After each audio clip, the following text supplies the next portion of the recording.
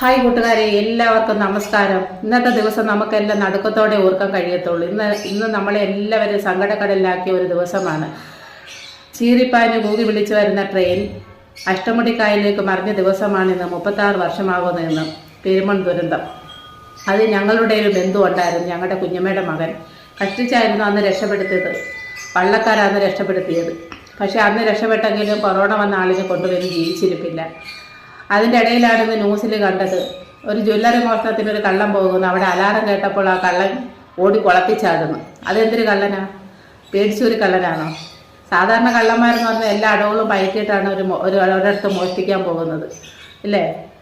അപ്പോഴത്തെ CCTV camera പോലും അവർ എല്ലാം ചെയ്തിട്ട് അവരെ തെളിയാതിരിക്കാൻ വേണ്ടിയിട്ട് അവരെന്തെല്ലാം ചെയ്തിട്ടാണ് അവിടെ പോയി മോഷ്ടിക്കുന്നത്.